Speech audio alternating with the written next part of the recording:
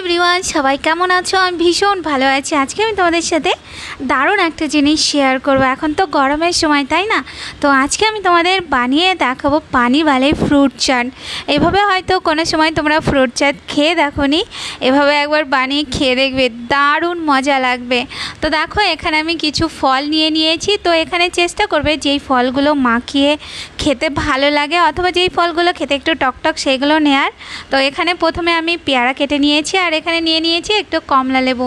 তারপর আমি ওর মধ্যে দিয়ে দেবো আপেল। এখানে আমি হাফের মতন আপেল দিয়েছি, আর ওর মধ্যে দিয়ে দেবো আমি আঙ্গুর ফল, আর নিয়েছিলাম আমি একটা শাক আলু। তোমরা চাইলে আনারস বা অন্য যে কোনো টক ফলও নিয়ে নিতে পারো। এরপর একটা চাটনি বানানোর জন্য এখানে আমি নিয়ে নেবো একটু ধনে পাতা, নিয়ে নেবো পুদিনা পাতা, ওর মধ্যে 2টো লঙ্কা, তারপর একটু বিট নুন দিয়ে দেবো, নর্মাল খাবার লবণ দিয়ে দেবো, ওর মধ্যে একটু জিরে গুঁড়ো, লেবুর রস আর সামান্য জল দিয়ে এটাকে একটা পেস্ট বানিয়ে নেব। এরপর ওর মধ্যে দিয়ে দেবো 1 কাপের মতন ম্যাঙ্গো জুস, আর যে পেস্টটা তৈরি করেছিলাম তার মধ্যে একটু জল মিশিয়ে দিয়ে দেবো। এরপর দিয়ে দেবো কয়েকটা বরফের টুকরো, আর দিয়ে দেবো একটু চাট মশলা। এরপর সব কিছুকে ভালো করে একটু মিশিয়ে নিয়ে ঠান্ডা ঠান্ডা এটাকে সার্ভ করতে হবে। তো এই যে আমাদের পানিওয়ালা ফ্রুট চাট একদম রেডি। তো রেসিপিটা কিন্তু অবশ্যই ট্রাই করো, আর আমাকে কমেন্টে জানাতে ভুলো না তোমাদের কেমন লাগলো।